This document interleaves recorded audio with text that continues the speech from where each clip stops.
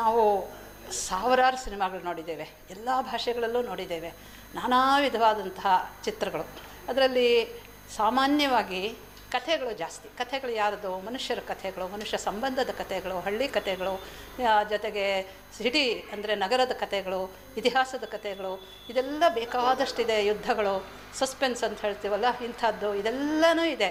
ಆದರೆ ಕಮಲ ಪುಷ್ಪವನ್ನು, ಒಂದು ಹೂವನ್ನು ಕುರಿತು ಚಿತ್ರ ಮಾಡಿರೋದು ಪ್ರಾಯಶಃ ಇಲ್ಲ ಅಂತ ನಾನು ಅಂದ್ಕೊಂಡಿದ್ದೀನಿ.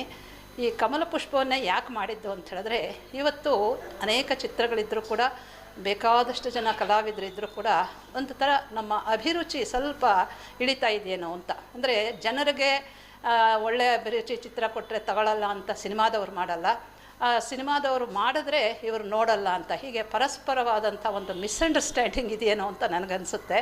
ಆದರೆ ಒಳ್ಳೆ ಚಿತ್ರವನ್ನು, ಉತ್ತಮವಾದಂತಹ ವಿಷಯವನ್ನು ಇಟ್ಕೊಂಡು ಉತ್ತಮ ಅಭಿರುಚಿಯಿಂದ ಮಾಡಿದ್ರೆ ಎಲ್ಲರೂ ನೋಡ್ತಾರೆ ಅಂತ ನನ್ನ ಭಾವನೆ. ಹಾಗಾಗಿ ಕಮಲ ಪುಷ್ಪ ಇದು ನಮ್ಮ ರಾಷ್ಟ್ರ ಪುಷ್ಪವಾಗಿರೋದ್ರಿಂದ, ರಾಷ್ಟ್ರೀಯ ಸಭ್ಯತೆಯ ಸಂಕೇತವಾಗಿರೋದ್ರಿಂದ, ಪವಿತ್ರವಾಗಿರೋದ್ರಿಂದ, ಇದರ ಬಗ್ಗೆ ಇಷ್ಟೊಂದು ವಿಚಾರಗಳಿರೋದ್ರಿಂದ ಇದನ್ನು ಸುಂದರ ಕಥಾಚಿತ್ರವಾಗಿ ಮಾಡಿದ್ರೆ ಜನ ನೋಡ್ತಾರೆ ಅನ್ನೋ ಒಂದು ಧೈರ್ಯದಿಂದ ಈ ಚಿತ್ರವನ್ನು ಮಾಡಿದ್ದೇವೆ ನಾವು. ಮತ್ತು ಇದು ಸಾಮಾನ್ಯ ಚಿತ್ರ ಅಲ್ಲ.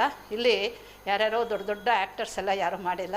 ಕಮಲವೇ ಇದರಲ್ಲಿ ಹೀರೋಯಿನ್ನು ಎಲ್ಲವೂ ಕೂಡ. ಮತ್ತು ಸಾಮಾನ್ಯವಾಗಿ ಚಿತ್ರಗಳಲ್ಲಿ ನಿರೀಕ್ಷಿಸುವಂತಹ ಮಸಾಲೆ ಗಿಸಾಲೆ ಏನೂ ಇಲ್ಲ ಇದರಲ್ಲಿ, ಯಾವ ಗರಂ ಮಸಾಲೆನೂ ಇಲ್ಲ. ಇದು ಅತ್ಯಂತ ಸಹಜವಾದ, ಸುಂದರವಾದಂತಹ ಕಮಲ ಪುಷ್ಪವನ್ನು ಆಧರಿಸಿದಂತಹ, ಕಮಲ ಪುಷ್ಪದ ವಿಚಾರಗಳನ್ನೇ ಹೇಳುವಂತಹ ಒಂದು ಸದಭಿರುಚಿಯ ಸುಂದರ ಸಂಗೀತಮಯ ಚಿತ್ರ ಅಂತ ಹೇಳ್ಬೋದು.